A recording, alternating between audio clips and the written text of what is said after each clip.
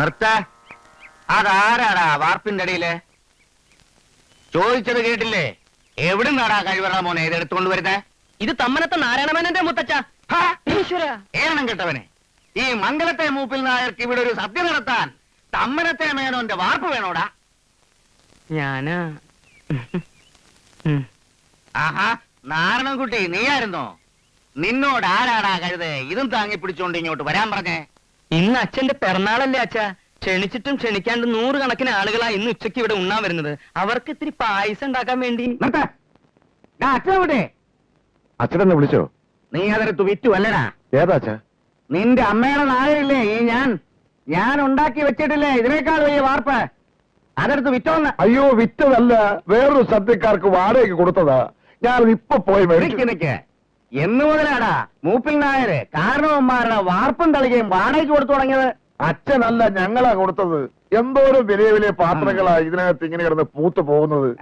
വല്ലപ്പോഴും അടുപ്പിൽ കയറിയിരുന്ന ഒന്ന് നല്ലപോലെ ചൂടാകാൻ അതുങ്ങൾക്കും ഉണ്ടാവില്ല അച്ഛാ മോഹം. ഈ കിണ്ടിക്കും തളിയേക്കും ഒക്കെ മോഹങ്ങളുണ്ടെന്ന് പറയാൻ അതുങ്ങളൊന്നും ചേട്ടന്റെ മക്കളൊന്നും അല്ലല്ലോ. അതേടാ, അച്ഛൻ ഉണ്ടാക്കി എന്തിനെ എന്റെ സ്വന്തം മക്കളെ പോലെ ഞാൻ നോക്കണത്. വാടകയ്ക്കല്ല അച്ഛാ കൊടുത്തത്. സദ്യ കഴിഞ്ഞാൽ അതല്ല ഇപ്പൊ ഇങ്ങെത്തും. വാടകയ്ക്കാ കൊടുത്തത് അച്ഛാ. ഒരു ദിവസത്തേക്ക് 500 രൂപ. ചേട്ടൻ കള്ളത്തരം പറഞ്ഞാലും ഇന്നത്തെ ദിവസം അച്ഛനോട് കള്ളത്തരം പറയാൻ എന്നെ കിട്ടില്ല. ഇന്ന് അച്ഛന്റെ പിറന്നാളല്ലേ? വെറുതെ കൊടുക്കാമെന്ന് ഞാൻ പറഞ്ഞപ്പോ വാടകയ്ക്ക് കൊടുത്താൽ മതി നീ അല്ലേ പറഞ്ഞത്? അച്ഛൻ അറിയാതെ 34,000 രൂപയ്ക്ക് വിൽക്കാന്നല്ലേ ചേട്ടൻ പറഞ്ഞത്? അത് പാടില്ല എന്നല്ലേ ഞാൻ പറഞ്ഞത്? അച്ഛൻ എന്നോട് ക്ഷമിക്കണം, ഞാൻ ഒരു തെറ്റും ചെയ്തിട്ടില്ല. അച്ഛൻ എന്നെ അനുഗ്രഹിക്കണം. ഞാനൊരു തെറ്റ് ചെയ്തിട്ടുണ്ട്. ശരി, ഒരു കാര്യം എനിക്ക് തരാൻ വന്നില്ല. ഒരു കാല് തരാൻ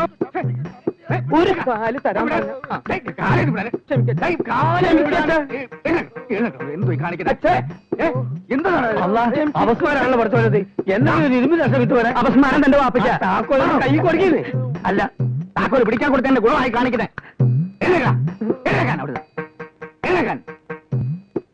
ദിവസം 4 തവണ കാല് പിടിച്ചാൽ ചെയ്ത തെറ്റൊക്കെ ഇല്ലാതായിന്നാ വിചാരം. മക്കളാണോ മരുമക്കളാണോ എന്ന് ഞാൻ നോക്കൂല. നാറി തുടങ്ങിയാൽ സകലതും പഠിച്ചു കൊടുത്ത. അത് ശരി. അപ്പൊ മക്കൾ അച്ഛന്റെ കാല് പിടിക്കായിരുന്നില്ലേ? സത്യം പറയാലോ, എനിക്കത് കണ്ടപ്പോ മനസ്സിലായില്ല. കാരണം ജീവിതത്തിൽ ഇന്ന് വരെ ഞാൻ എന്റെ ബാപ്പന്റെ കാല് പിടിച്ചിട്ടില്ല. അതെന്താ, തന്റെ ബാപ്പയ്ക്ക് കാലില്ലേ? കാലിലഞ്ഞിട്ടല്ല, ഓർമ്മ വെച്ച കാലം മുതൽ നമ്മള് ബാപ്പ ദുബായിലാ. ബാപ്പ ദുബായിന്റെ ലീവിൽ വരുമ്പോ നമ്മൾ ഇവിടുന്ന് അങ്ങോട്ട് പോകും. നമ്മൾ അവിടുന്ന് ഇങ്ങോട്ട് വരുമ്പോ ബാപ്പ ഇവിടുന്ന് അങ്ങോട്ട് പോകും. ബാപ്പി ഞാനിതുവരെ തമ്മ കണ്ടില്ല. പിന്നെ എങ്ങനെ ഇത് പിടിക്കും? കോയ എന്താ കയ്യിൽ ചുരുട്ടി പിടിച്ചിരിക്കുന്നത്? ഇത് ഈ മാസത്തെ എന്റെ വീട്ടിന്റെ വാടക. ആദ്യത്തെ വാടക മൂപ്പിൽ നേരെ കയ്യിൽ നേരിട്ട് കൊടുത്ത് അനുഗ്രഹം വാങ്ങുന്ന എന്റെ ആഗ്രഹം. ഏയ്, ഇന്ന് അച്ഛന്റെ ജന്മദിവസം അച്ഛൻ ഒന്നും കൈ നീട്ടി വാങ്ങാറില്ല, കൈ നീട്ടി കൊടുക്കാറേ ഉള്ളൂ. ഏട്ടാ, വീട് വാടക കൊടുക്കുമ്പോ ഇതൊന്നും കോയോട് പറഞ്ഞിട്ടില്ലേ? ഞാനായിട്ട് പറയുന്നത് നല്ലതല്ലേടാ, നേരിട്ട് വന്ന് അറിയുന്നത്. അങ്ങനെയൊക്കെ ചില പതിവ് പണ്ട് മുതലേ ഇവിടെ ഉണ്ട്. ഇവൻ പറഞ്ഞ പോലെ ഈ ദിവസം കൈ നീട്ടി ഞാനൊന്നും വാങ്ങാറില്ല. ഈ മാസത്തെ വാടക എനിക്ക് ഇന്ന് വേണ്ട, അത് താൻ തന്നെ വെച്ചോ. പടച്ചോൻ സഹായിച്ച് എന്നും നിങ്ങൾക്ക് പെരുന്നാൾ വെച്ചെന്നാണ് എന്റെ പ്രാർത്ഥന. നിങ്ങളെപ്പോലത്തെ മനുഷ്യന്മാര് കൊല്ലത്തൊരു ദിവസം ജനിച്ചാൽ പോരാ. ഓരോ മാസം എല്ലാ 1-ാം തീയതി അങ്ങനെ 12 മാസം ജനിക്കുന്നതാണ് എന്റെ ആഗ്രഹം. ജനിക്കണമെന്ന് തന്നെയാ എന്റെയും മോഹം. ഈ വീട് വിട്ടുപോവാൻ ഇപ്പോഴും എനിക്ക് മനസ്സിലിടവേ. മരിക്കരുതേ എന്നാ എന്റെ പ്രാർത്ഥന.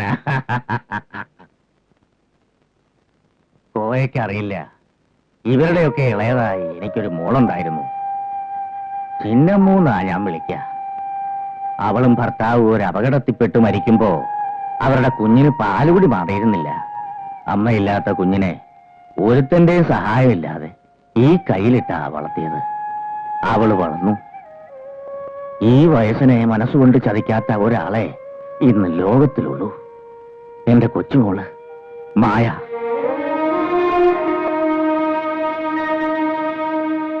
ഇന്നെന്റെ പിറന്നാള് മാത്രമല്ല, മായ ബോംബെന്ന് എന്നെ കാണാൻ വരുന്ന ദിവസം കൂടിയാ. ഇതുവരെ ഒരു പിറന്നാളും അവളെ കാണാതെ ഞാനിവിടെ ഉണ്ടിട്ടില്ല. ഇന്ന് വരും എഴുത്തുണ്ടായിരുന്നു.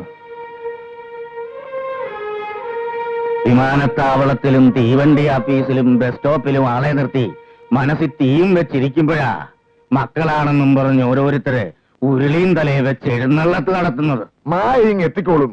അച്ഛനിങ്ങനെ വിഷമിക്കണ കാണുമ്പോ ഞങ്ങൾക്ക് വരെ മനസ്സ് മുറുകി പൊട്ടുക. അവ മായ വന്നു.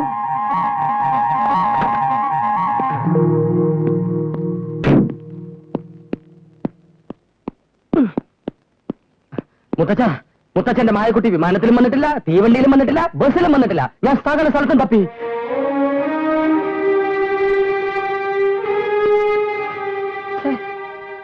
മുത്തച്ഛ മുത്തച്ഛ മുത്തച്ഛ, ബോംബെയിൽ അവളുടെ അഡ്രസ് ഉണ്ടായിരുന്നോ? അവൾക്ക് അവിടെ എന്താ ഇത്ര വലിയ തിരക്കെന്ന് എനിക്കൊന്നറിയാലോ. വേണ്ട വേണ്ട തരണ്ട. ഞാൻ അവൾക്ക് കത്തെഴുതൊന്ന് പേടിച്ചിട്ടല്ലേ എനിക്ക് അഡ്രസ് തരാത്തത്. ചോദിച്ച അവളും തരികയല്ല. എന്താ ഇത്?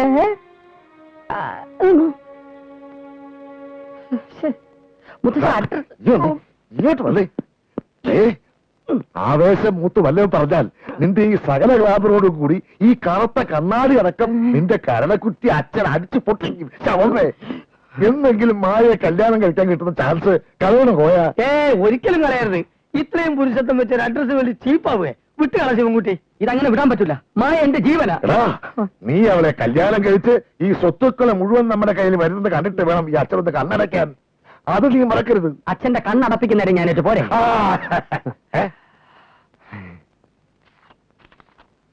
വാടക 400 ഉണ്ട്. വാടകയില് പകുതി ഇങ്ങക്കും പകുതി അമ്മക്കും. ജീവിക്കാൻ വേണ്ടി ഒരുപാട് സർക്കസ് നടത്തുന്ന കുട്ടികളും കെട്ടികളുള്ള ഒരു സാധാ കോയാണ് ഞാൻ. എന്നാലും സ്വന്തം വീട്ടിൽ നിങ്ങൾ നടത്തുന്ന ഈ കള്ളക്കളി ഉണ്ടല്ലോ, അതിന്റെ മുമ്പിൽ നമ്മൾ സർക്കസ് ഒന്നുമല്ല. അതെ, അടുത്ത മാസം സ്വന്തം തന്ത ഇതുപോലെ വാടക കൈനീട്ടി വാങ്ങാത്ത ദിവസങ്ങളുണ്ടെങ്കിൽ ഒന്ന് അറിയിക്കണം.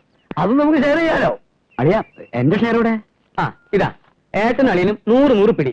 എന്റെ 100 കഴിച്ച് വേറൊരു 100 എന്റെ കയ്യിൽ ബാക്കിയുണ്ട്.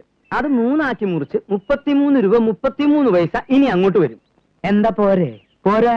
എന്നാലും 1 പൈസ ബാക്കി വരും. വന്നോട്ടെ. അത് അളിയന്റെ 16 അടിയന്തരത്തിന് ഞാൻ ഭഗവതിക്ക് നേർച്ച കെട്ടുന്നുണ്ട്. എന്തേ ഏട്ടൻ എന്ത് പറ്റി? അച്ഛനെ പറ്റിച്ച് നമ്മൾ എത്ര കാലമാണ് ഇങ്ങനെ കഴിയുക?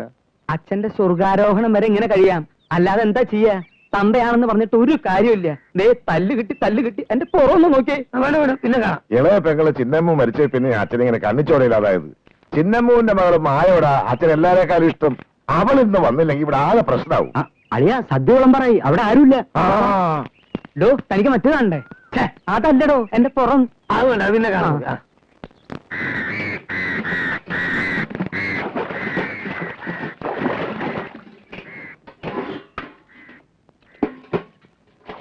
എല്ലാരും ഊണ് കഴിച്ചു, ഞങ്ങളും കഴിച്ചു.